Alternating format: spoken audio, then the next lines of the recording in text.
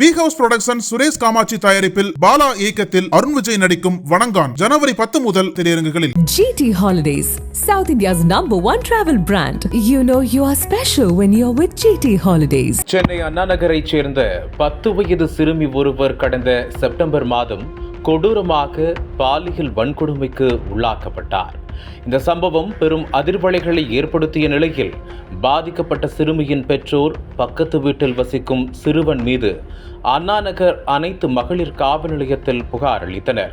அப்போது அந்த காவல் நிலையத்தில் இன்ஸ்பெக்டராக இருந்த ராஜி என்பவர் குற்றவாளி மீது நடவடிக்கை எடுக்காமல் பாதிக்கப்பட்டவர்களை ஒரு நாள் முழுக்க காவல் நிலையத்தில் வைத்து கடுமையாக தாக்கியிருக்கிறார். அதோடு குற்றச்சாட்டுக்கு உள்ளானவரின் பெயரை நீக்கும்படி போலீசார் அவர்களை தொடர்ந்து வலியுறுத்தியுள்ளனர். இதனால் கடும் மன உளைச்சலுக்கு ஆளான சிறுமியின் பெற்றோர் தங்களுக்கு நேர்ந்த கொடுமையை வீடியோவாக வெளியிட்டனர். இந்த வீடியோவை தொடர்ந்து சென்னை உயர்நீதிமன்றம் தாமாக முன்வந்து விசாரணை நடத்திய போது அதேபோல் சிறுமியின் தாயார் ஆட்கொணர்வு மனுவை தாக்கல் செய்திருந்தார். இதனை விசாரித்த நீதிபதிகள் இந்த வழக்கு விசாரணையை சிபிஐக்கு மாற்றம் செய்யப்படுகிறது என அதிரடியாக உத்தரவிட்டனர்.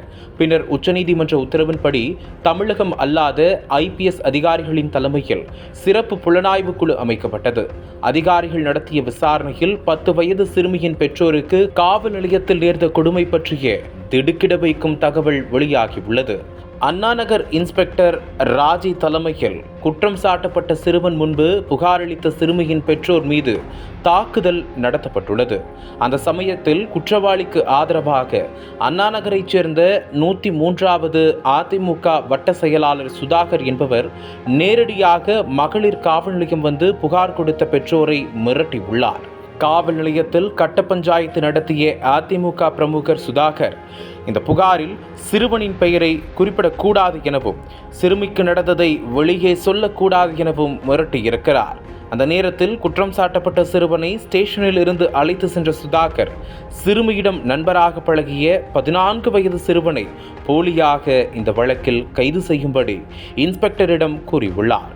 அதேபோல் நிஜ குற்றவாளியை வழக்கிலிருந்து தூக்கிவிட்டு போலியான குற்றவாளியை கைது செய்துள்ளார்கள் என்பது சிறப்பு புலனாய்வு குழு நடத்திய விசாரணையில் அம்பலமாகியுள்ளது. இதனீட்சியாக குற்றவாளிக்கு ஆதரவாக செயல்பட்டதோடு போலியான குற்றவாளியை கைது செய்யவும் வைத்த அதிமுக வட்ட செயலாளர் சுதாகர் மற்றும் பெண் இன்ஸ்பெக்டர் ராஜி ஆகியோர் நேற்றிரவு அதிரடியாக கைது செய்யப்பட்டனர். தொடர்ந்து அவர்கள் மீது வழக்கு பதிவு செய்து புழல் சிறையில் அடைக்கப்பட்டனர். அதே நேரம் அதிமுக பொதுச் செயலாளர் எடப்பாடி பழனிசாமியுடன் சுதாகர் இருக்கும் புகைப்படங்கள் சமூக வலைதளங்களில் வேகமாக பரவி வருகிறது. சென்னை அண்ணா பல்கலைக்கழக மாணவி பாலியல் வன்கொடுமை செய்யப்பட்ட சம்பவத்தில் யார் அந்த சார் என அதிமுக கேள்வி எழுப்பி வரும் நிலையில் இவர்தான் அந்த சார் என திமுகவினர் பதிலடி கொடுத்து வருகின்றனர். அனல் பறக்கும் செய்திகளை அப்டேட் செய்து கொள்ள நக்கீரன் களத்தை இப்பவே சப்ஸ்கிரைப் பண்ணுங்க.